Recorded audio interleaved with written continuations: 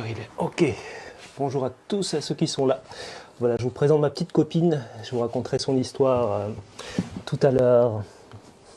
Je la mets après de moi en attendant. Hop, on va la mettre ici. Bonjour Ange. Je dis bonjour en attendant. Bonjour David.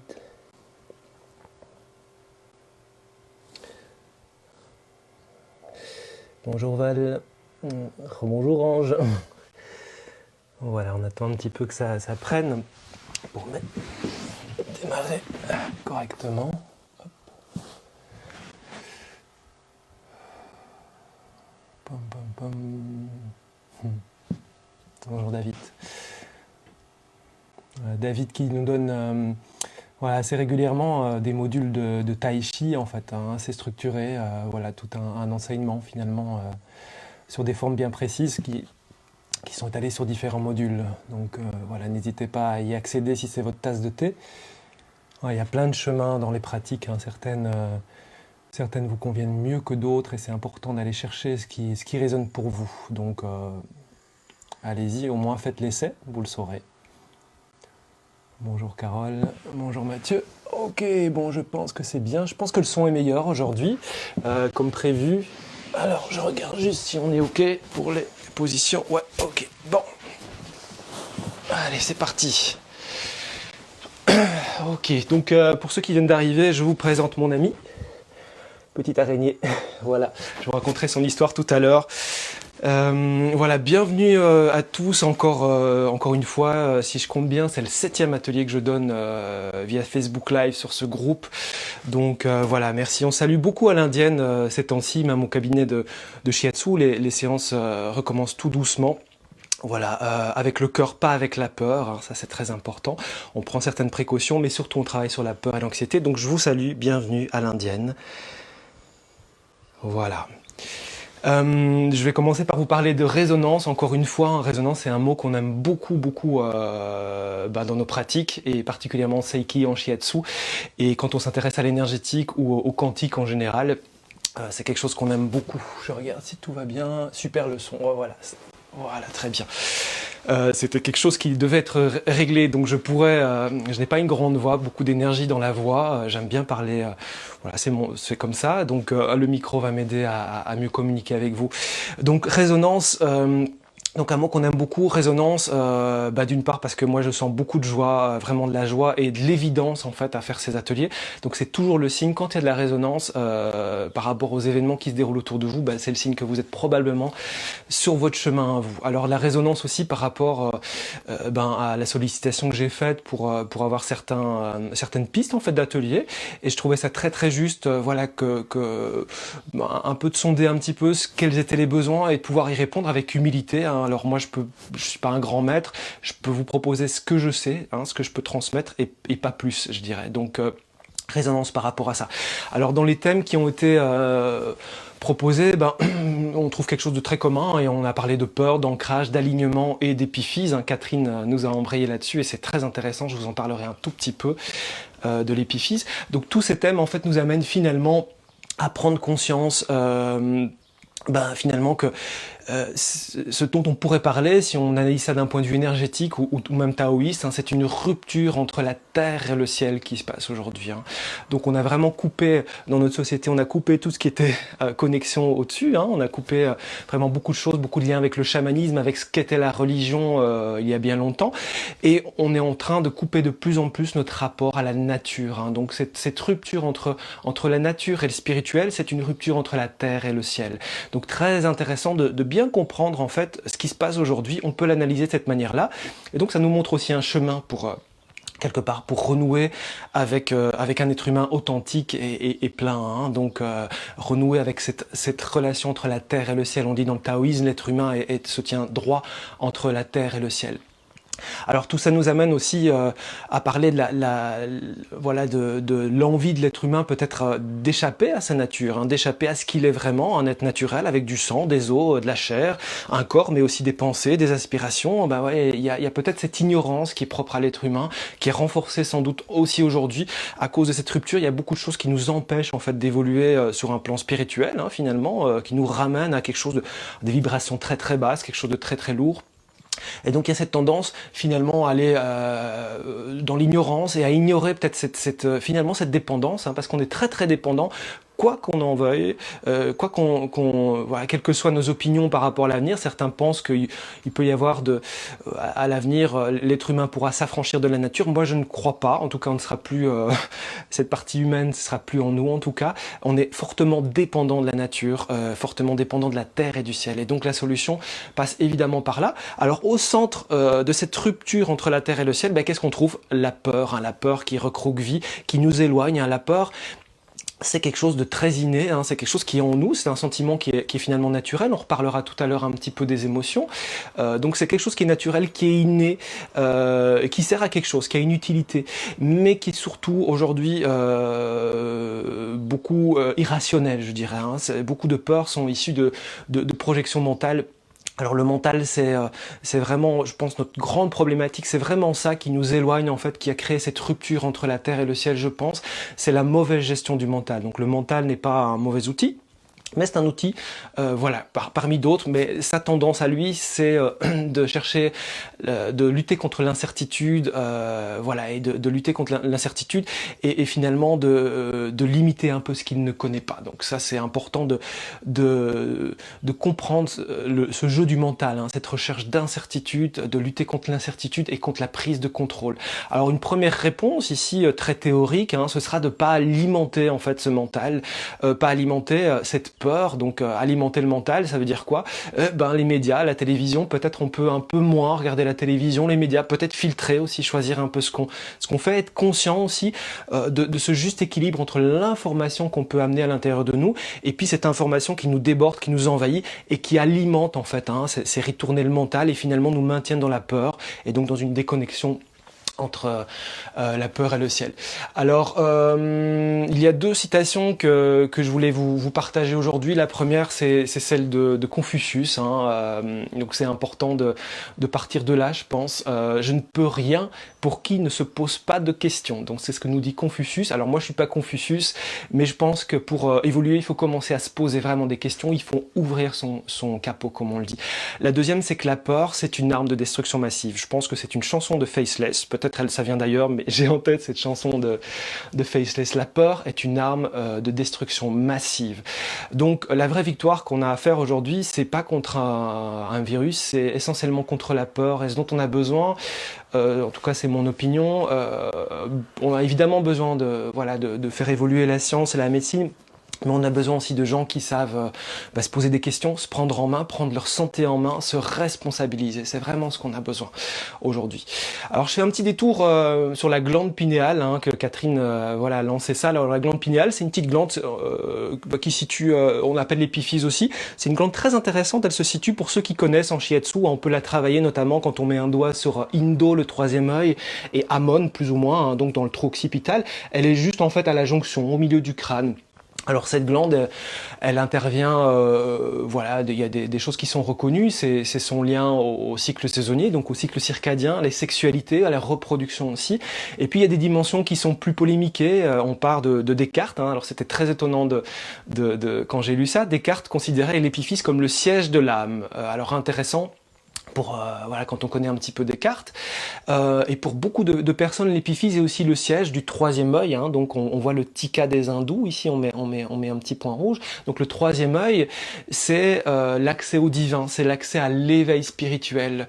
Donc c'est toute notre capacité à en fait aller au-delà de notre nature humaine, au-delà du visible, au-delà de la matière, et donc aussi vers le ciel, mais aussi vers la nature, hein, ne l'oublions pas.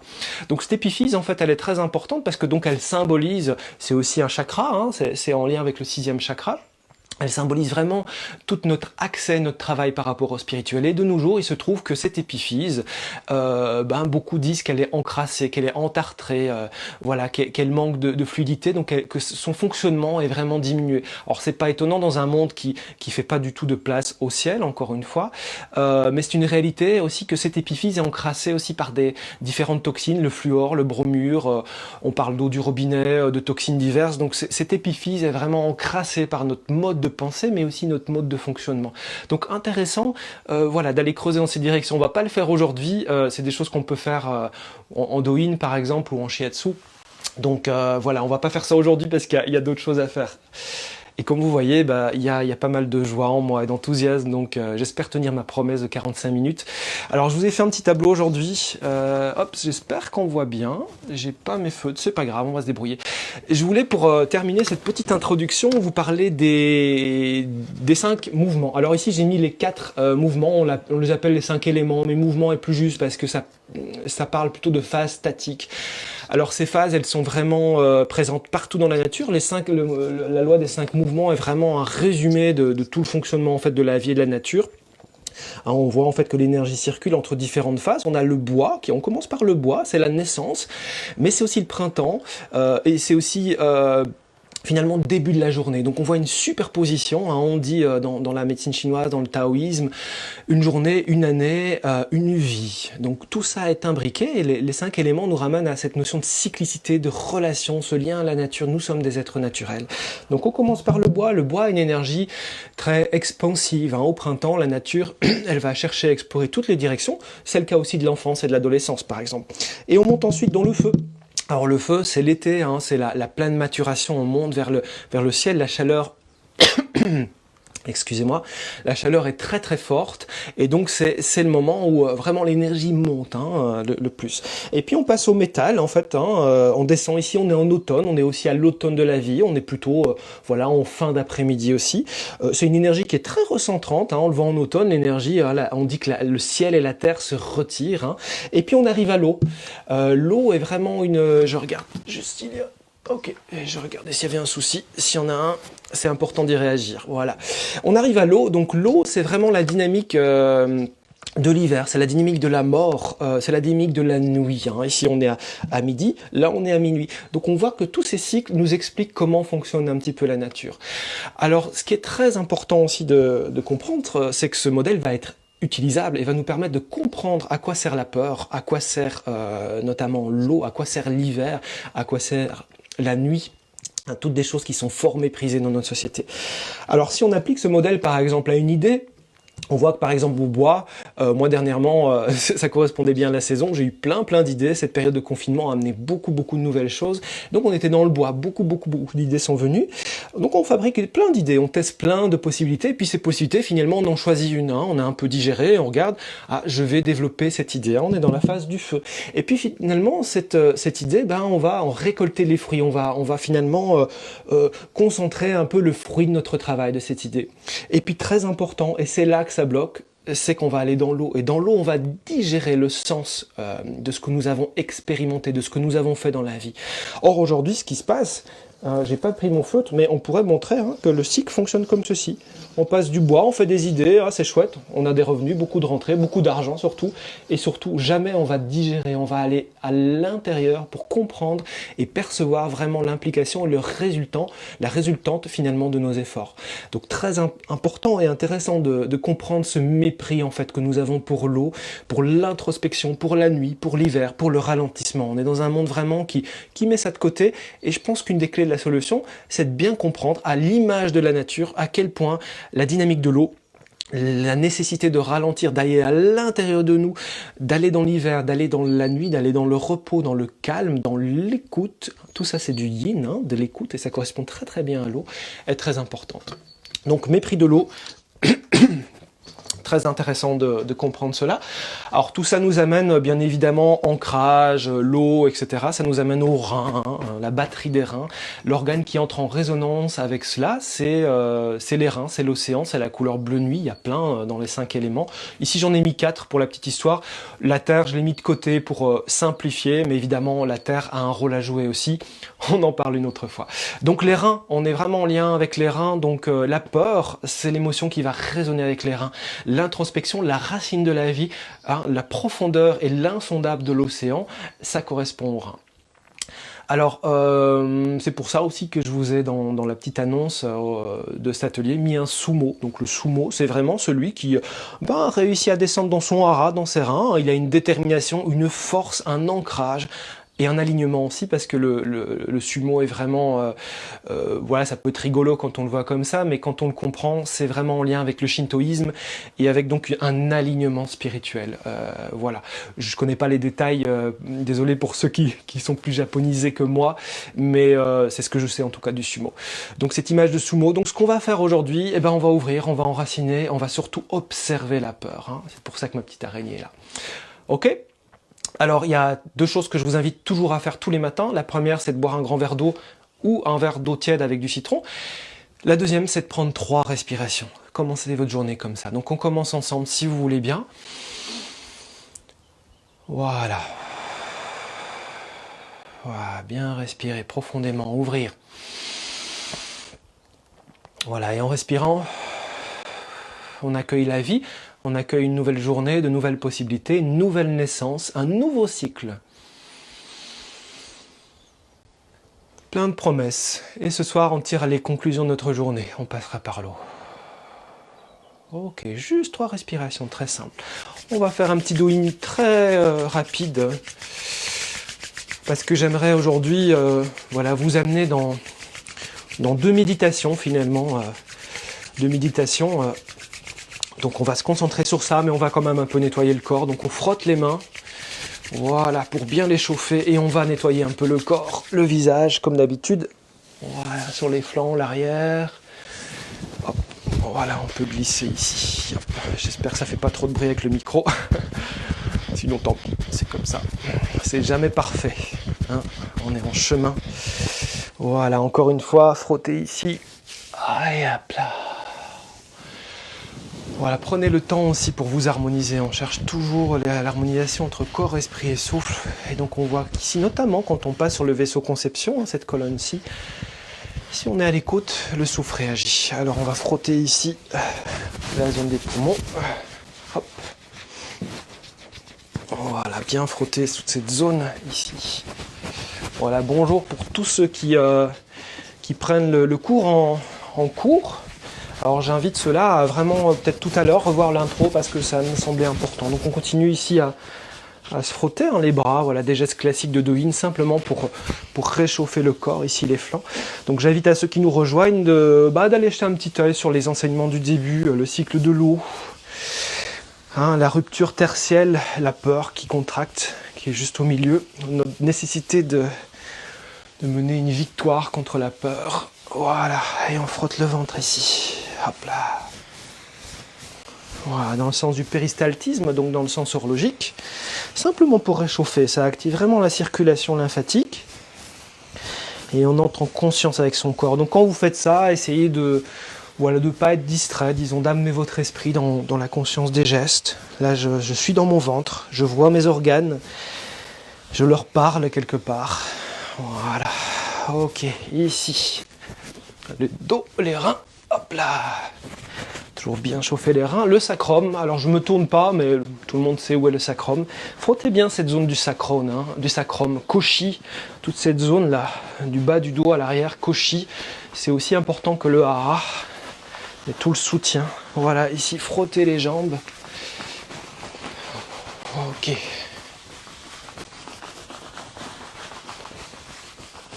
Voilà, et on va se retrouver au sol. Je pense que j'ai besoin de faire un petit hops avec la caméra. Ok, je pense qu'on se voit. Et on part simplement pour un travail sur les pieds. Donc frottez simplement vos pieds. Normalement on voit, sinon j'explique, c'est pas grave. Voilà, on frotte les pieds avec le poing tout simplement. Et on va stimuler un point qui est très important, notamment qui correspond aussi à l'ancrage, hein, le point Rein 1, Yusen, la fontaine jaillissante, la source bouillonnante.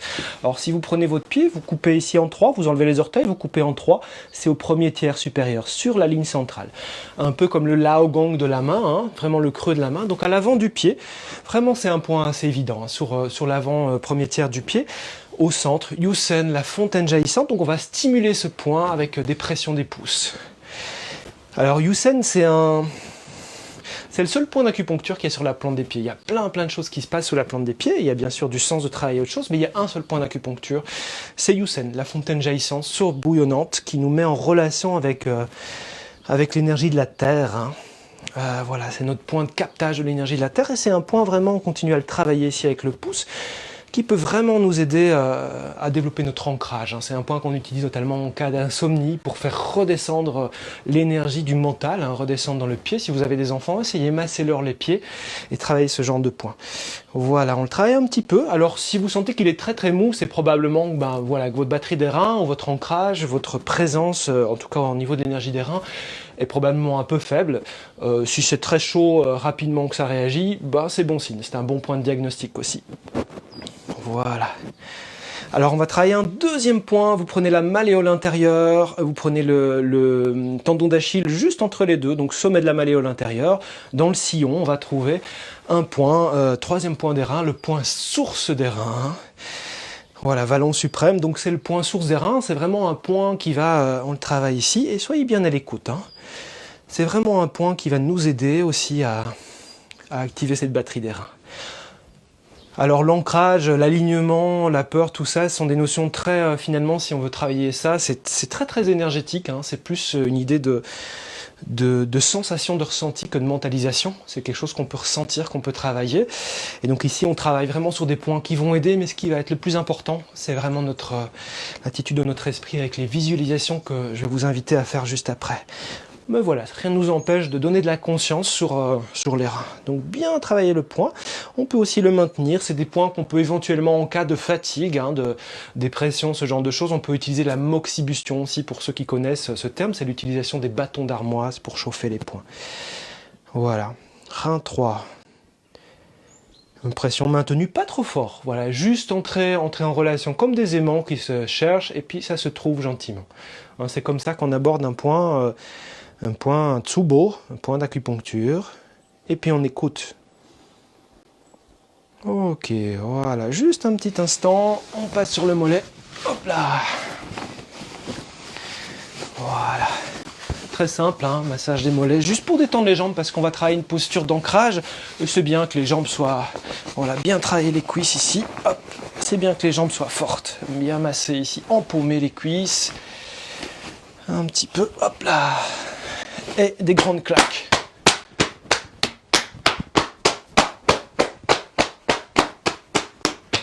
Et on passe à l'autre jambe. Alors pour ceux qui ont vu les autres ateliers, vous pouvez rajouter par exemple E36, un point que j'ai travaillé dans d'autres ateliers, qui est juste ici en dessous de la tête du péroné, entre le tibia et le péroné. Voilà, c'est un bon point aussi pour travailler à descendre l'énergie dans les jambes, à nourrir les jambes. On commence à vieillir par les jambes, donc c'est toujours important de bien travailler les jambes, nos racines, de bien nourrir. Donc on frotte ici la plante du pied, gentiment, sans oublier aucune zone. Et on va travailler Yusen, je rappelle, premier tiers du pied. On enlève les orteils, premier tiers du pied, ici. Yusen, la source bouillonnante. C'est un point qu'on peut travailler en pompage. Voilà, avec du rythme. Ouais. Allez, mon petit Yusen. Hey. On va pas se laisser faire, On va faire pousser ses racines et ouvrir son esprit. Ensemble. Voilà, Yusen, la fontaine jaillissante. Et on monte sur point 3 des reins, Taike, ici le vallon suprême, entre le tendon d'Achille et la tête de la malléole interne, juste entre les deux, reins 3. Je vous enverrai ça tout à l'heure dans le fil de l'atelier. Voilà, je vous enverrai des copies des planches d'un magnifique livre de Philippe Laurent qui s'appelle L'Esprit des points. Tous les points ont un nom, une signification symbolique très puissante, très profonde, qui est intéressant de connaître. Donc on travaille ce point un petit peu en pompage pour en mesurer un peu, pour l'activer, un peu comme on amorce quelque chose, mais après simplement contact sur le point. Comme deux aimants, on rencontre la vie, on va au rencontre de la vie. Rencontrer la vie, ça nécessite une intention, une attitude, une qualité de l'esprit. Voilà, donc ne soyez pas distraits, soyez calmes et détendus. Ok, allez, le mollet. Hop là. Hop là. Et la cuisse. Voilà, on empaume la cuisse, tout simple. Voilà. En plus, on se muscle les mains, c'est gratuit. Voilà. Ok. Et on termine par un étirement des reins, de Mako des reins, donc tout simplement ici vers l'avant. On prend ses genoux, ses cuisses pour ceux qui ont vraiment des difficultés, ou sinon vous le faites à votre rythme. Ce qui est important, c'est d'aller dans l'exercice avec calme et détente, ok? Donc ici, celui-ci, moi j'ai personnellement assez facile. Donc simplement se pencher vers l'avant, on attrape, voilà, si possible les pieds, sinon c'est ok les chevilles. Alors ici, on amène sa concentration, sa conscience sur le souffle d'abord. On n'est jamais dans un souffle qui est verrouillé, on est toujours dans un souffle qui est ouvert, qui est détendu. Et puis on amène son conscience sur l'arrière des jambes. Le bassin est aussi en bascule, essayez de pas trop bomber le dos comme ceci vers l'arrière, essayez plutôt de basculer votre bassin calmement, on ajuste. Et puis on peut sentir peut-être l'étirement jusque dans la nuque. Donc c'est un étirement qui agit beaucoup sur l'eau, c'est l'étirement de l'eau dans les étirements des méridiens. Il agit sur la vessie et les reins qui correspondent à l'élément eau. Et alors comme toujours, on prend la position et c'est la respiration qui joue. Donc c'est l'inspire qui agrandit l'étirement. Et l'expire détend. L'énergie et la respiration, le souffle sont très très liés. Et donc si on travaille sur un plan énergétique, le souffle doit toujours être le plus libre possible. Ok, on relâche. Et on va se mettre debout si vous voulez bien. Hop là. Ok, oui, je pense que tout le monde me voit comme ça. Alors je vous invite maintenant à rentrer dans un premier exercice d'ancrage. Alors il y a plein de façons de travailler l'ancrage.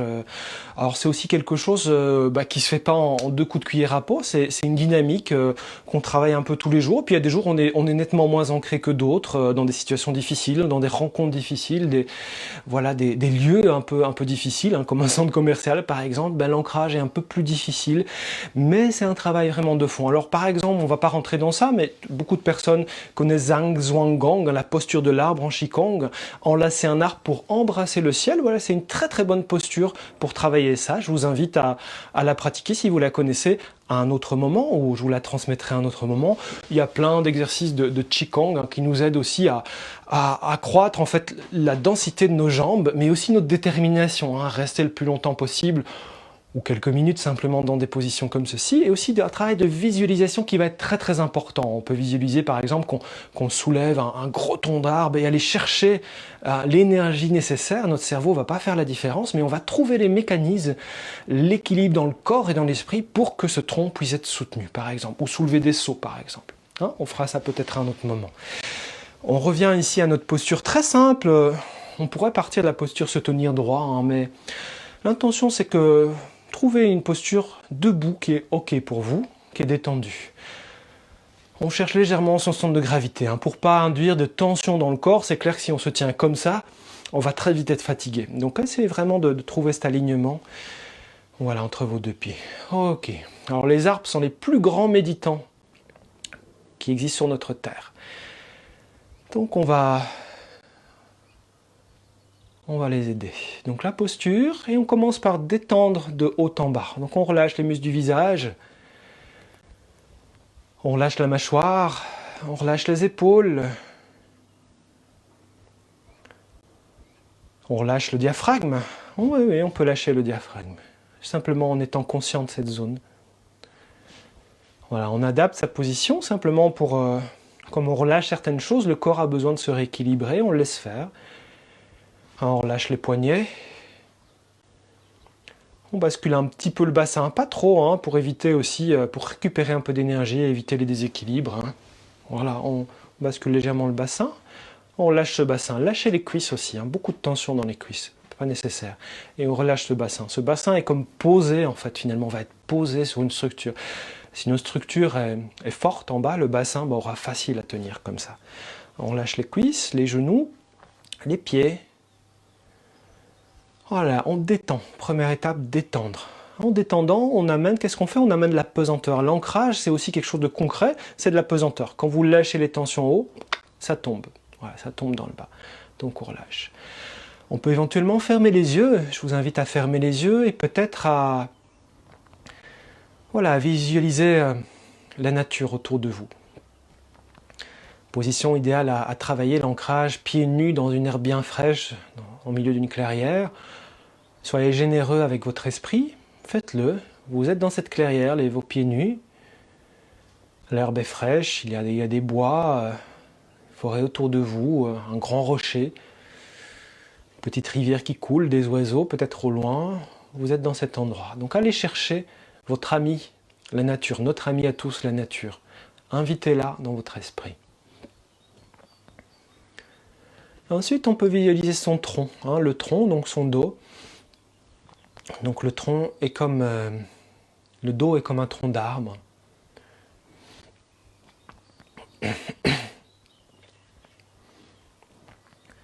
Un tronc d'arbre dans lequel circule de la sève, donc votre colonne vertébrale, visualisez votre colonne vertébrale, c'est le tronc d'un arbre. Il y circule de la sève.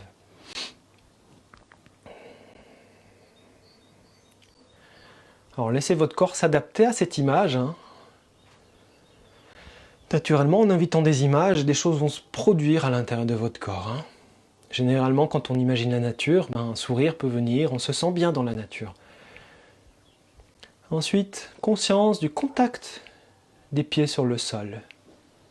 Sentez bien la plante de vos pieds en contact sur le sol, la puissance que ça amène. Grande puissance. Continuez à relâcher, contact. Et puis on va commencer par faire pousser des racines. Faites pousser des racines par la plante de vos pieds. Mais aussi par vos genoux, vos cuisses. Laissez pousser ces racines profondément. Ces racines creusent toujours plus profondément. Elles s'étendent, il y a des petites radicelles qui viennent. Elles vont plus loin, plus profond, elles sont plus nombreuses.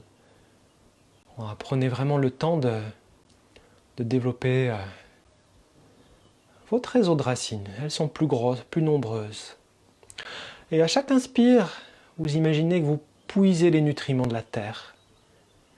Vous les sentez remonter le long de ces racines, de vos pieds, de vos genoux, de vos cuisses, dans votre ventre, votre poitrine, même dans la tête, dans les bras. À chaque inspire, vous sentez ces nutriments qui vous arrivent. Et à chaque expire, vous descendez encore un peu plus loin, vous étendez ces racines. Elles sont de plus en plus profondes, elles vont de plus en plus loin, elles sont de plus en plus nombreuses, elles sont de plus en plus fortes. Et à chaque inspire, vous profitez de ces nutriments. À chaque expire, vous étendez ces racines. Et ces racines, maintenant, sont de plus en plus nombreuses, fortes et puissantes. Et vous les voyez rejoindre le centre de la Terre, et même englober toute la Terre entière. Alors, si le mental s'invite, vous ne lui dites pas maintenant, vous revenez à votre détente du corps, détendez, calmez l'esprit, et continuez à agrandir ces racines. Au début, ces racines sont toutes petites. Nos racines dépendent de beaucoup de choses. De notre environnement, de nos relations. Il y a beaucoup de choses qui aident à l'enracinement. Notre lien à la nature, l'art, les massages, des relations harmonieuses. Donc on continue ce travail. J'inspire, les nutriments me parviennent du centre de la terre, toute la terre entière. J'expire plus profond. Alors, ces racines peuvent s'étendre maintenant au-delà de la terre, même englober tout l'univers, pourquoi pas. Et en même temps, ces racines nous relient les uns aux autres. Nous sommes reliés.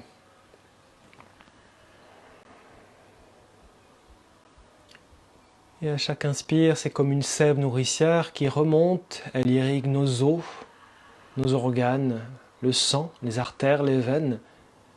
Notre cœur est irrigué par ces nutriments, par cet ancrage, ces racines qui vont chercher vraiment l'énergie de la terre. Et puis à chaque inspire, on va localiser maintenant cette énergie dans le ventre. Vous imaginez qu'il y a un sac dans votre ventre. À chaque inspire, ces racines puisent les nutriments et viennent les stocker dans un sac dans le ventre. Et à chaque expire, plus profond, plus nombreux, plus puissant. Encore des nouvelles radicelles de jeunes radicelles viennent renforcer cette conscience. Et à chaque inspire, ça vient remplir le sac. Dans le ventre.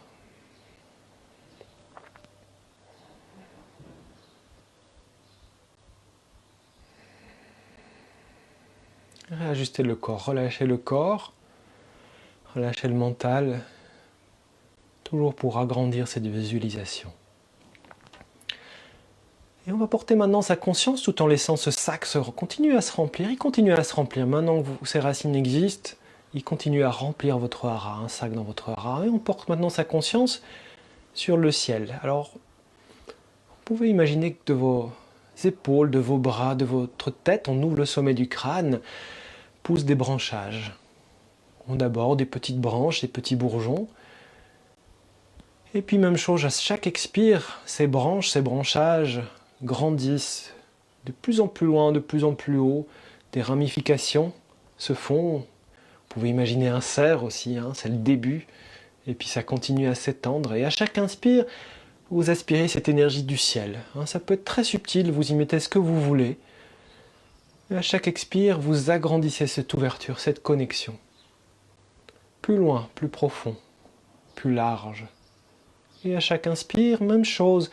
Cette énergie cosmique descend en vous, elle vient se localiser dans un petit sac, dans votre ventre, un deuxième petit sac. Et à chaque expire, ces branches continuent à croître, de nouvelles feuilles apparaissent, et ça va de plus en plus haut, de plus en plus loin. Et à chaque expire, vous laissez cette influence du ciel vous traverser et venir rejoindre votre hara. Ouais. Et ces deux sacs continuent à se remplir. Vous les voyez dans votre ventre. Un sac est abreuvé par vos racines, l'énergie de la terre. Un sac est abreuvé par vos branches. Et vous êtes un tronc d'arbre.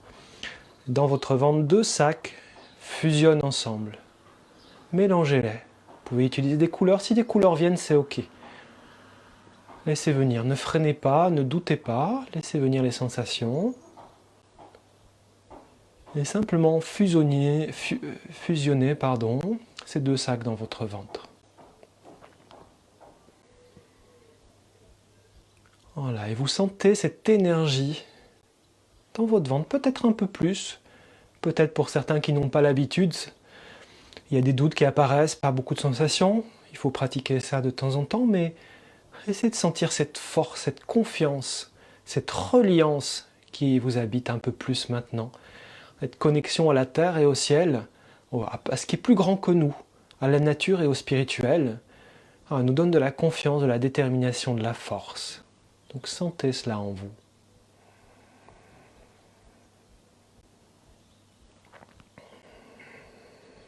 Et vous sentez aussi que vous avez une solidité.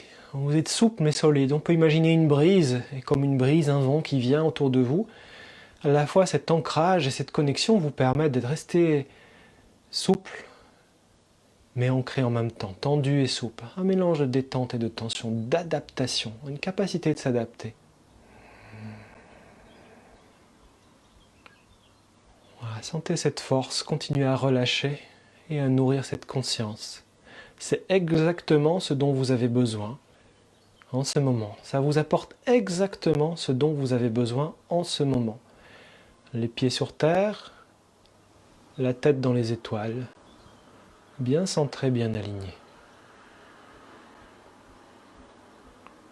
L'être humain se tient juste entre la terre et le ciel.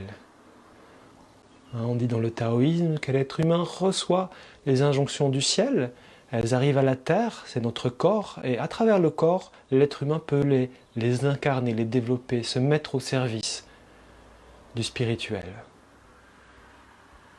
Voilà, bien lâché. Et on peut imaginer aussi une bulle de protection. Soyez généreux, cette énergie, elle peut vous protéger. Vous pouvez demander autour de vous, par exemple, que ne rentre que ce qui vous convient, que ce qui est juste et bon pour vous. Donc on peut visualiser autour de soi une bulle qui n'est pas fermée et imperméable, mais qui est un douanier très juste. Elle laisse simplement rentrer ce qui est bon et juste pour vous. ce qui vous permet de vous renforcer, de garder votre intégrité, votre alignement, et le reste, ça reste à l'extérieur.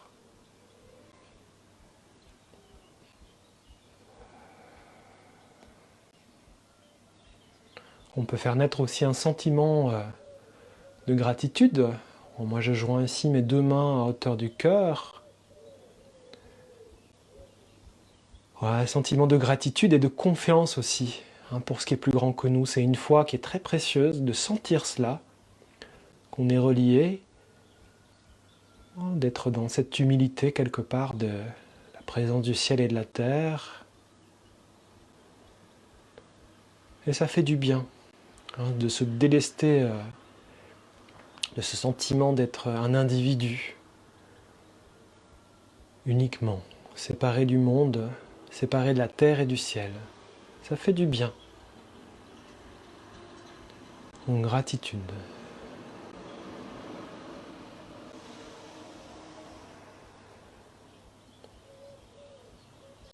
Et ensuite, je vois que le temps passe très vite. On peut simplement ouvrir les yeux ou les garder encore un instant fermés, simplement soulever un petit peu vos pieds.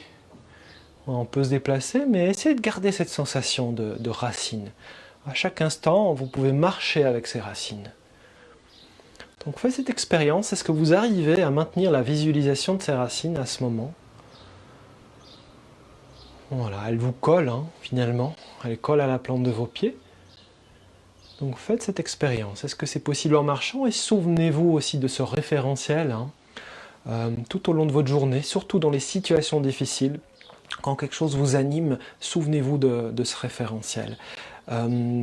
C'est quelque chose qui peut vraiment avoir un grand impact, je pense, sur l'évolution du monde d'aujourd'hui. Alors je vous invite à vous asseoir ici pour terminer. Alors malheureusement, le temps passe, donc je pense que je vais respecter ma promesse et faire plutôt un petit teaser pour la suite, où je vous parlerai donc de mon araignée la prochaine fois, je pense. Hein. On va refaire un atelier pour amener la deuxième partie, en fait. Voilà, je suis enthousiaste, et je suis gourmand aussi, donc c'était peut-être un peu trop, et j'aime bien tenir cette promesse des 45 minutes. La prochaine fois, je vous propose vraiment d'aller dans une méditation qui va nous mettre au contact des émotions, et comment, avec la méditation, nous pouvons observer nos émotions, quelles qu'elles soient, la peur, la joie, la tristesse, la colère, simplement les accepter, observer ce qui se passe à l'intérieur de nous, et avec le souffle, comment est-ce que nous pouvons petit à petit atténuer en fait cela. Hein. Donc voilà, ouais, je peux quand même teaser avec cette histoire d'araignée. J'ai amené cette araignée pour vous parler un petit peu de mon rapport aux araignées. Je suis pas un grand fan des araignées, et avant c'était vraiment difficile, j'ai jamais tué d'araignée. Mais voilà, ça n'a jamais été mes copines. Alors qu'est-ce que j'ai fait pour que ça aille mieux? D'abord, j'adorais quand même aller les voir au vivarium. Voilà, quand j'avais l'occasion, j'allais les voir. Et à la fois, il y avait un rapport d'amour-haine comme ça. Et puis simplement, quand je voyais une araignée, une grosse, je prenais de la distance. Hein, j'essaye tant bien que mal de la mettre sous un petit verre, ou je demande de l'aide pour ça. Voilà, mais les petites, voilà, et de plus en plus, j'accepte les petites araignées. Maintenant, je peux vraiment, sans souci, les observer. Donc, ce que j'ai fait, c'est les observer, observer ce qui se passe dans mon corps quand je suis en présence d'une araignée, et puis simplement de me rendre compte qu'en fait, cette peur est complètement irrationnelle. Et souvent, beaucoup de personnes, hein, je parle ici de l'araignée, il y a pas mal de personnes peut-être que vous voyez qui écrasent facilement un insecte, une araignée. C'est clairement une réaction disproportionnée, hein, de tuer un être vivant. Parce qu'il y a une peur irrationnelle qui est là, donc ça c'est vraiment la base. Après, observez vos peurs. Voilà, moi c'était peut-être un petit peu les araignées, voilà, et les grosses, ça reste pas mes amis, mais je les observe, et donc j'observe ce qui se passe dans mon corps, et je travaille ça. Ça prend du temps, mais c'est un magnifique travail, on apprend beaucoup de choses. Donc voilà, la prochaine fois, on travaillera avec, pas forcément avec une araignée, voilà, avec votre émotion. Vous irez chercher votre émotion à vous, celle qui vous a vraiment remué, qui vous a posé problème, et on essaiera de traverser ça. Alors pour terminer, je vous annonce d'abord plusieurs choses. Il y a un prochain atelier à 11 h avec Christophe Baud, voilà, j'ai noté son nom là, de Qigong familial. Je connais pas Christophe, donc c'est une super occasion de découvrir une nouvelle pratique, surtout en famille. Voilà, le Qigong est vraiment quelque chose de très complet, hein. Qigong, c'est le travail de l'énergie, donc c'est très très vaste. Il y a du corps, de l'esprit, du souffle, exactement ce qu'on fait. Dans mon travail, il y a des éléments de Qigong aussi, donc allez-y si vous avez le temps, en direct ou en différé. Voilà, donc sur notre groupe, il y a énormément de pratiques. Moi, j'essaye de pas me répéter à chaque fois. Donc, allez revoir ce qui vous convient, allez rechercher des ateliers. Vous pouvez les refaire, ils sont là ouverts. Dernière chose, il y a un petit sondage que nous avons créé pour soin de soi, soin des autres. Donc, je vous sollicite à le remplir. Ça nous aide beaucoup pour mieux comprendre voilà, cette expérience qu'on a vécue ensemble, en tirer des conclusions et faire des propositions pour l'avenir. Et dernière petite chose, pour ceux qui le souhaitent, ça arrive qu'on nous demande une participation. Donc ceux qui le souhaitent, c'est complètement libre et conscient et optionnel. Vous pouvez faire un petit don, j'ai mis sur l'annonce de l'atelier le numéro de compte, donc ceux qui le souhaitent, c'est bienvenu, c'est pas obligatoire, ça m'aide voilà, à vivre de mon travail simplement et à trouver un équilibre. Voilà, en tout cas je vous embrasse, je vous retrouve probablement samedi prochain pour la deuxième partie de l'atelier, et promis, le son est déjà là. Ce qu'on va améliorer, c'est aussi voilà, un atelier qui puisse tenir. J'aurais voulu vous amener ça aujourd'hui, mais ce sera pour la prochaine fois. J'espère que vous avez faim et soif de cette reliance entre la terre et le ciel. Je vous embrasse et je vous remercie.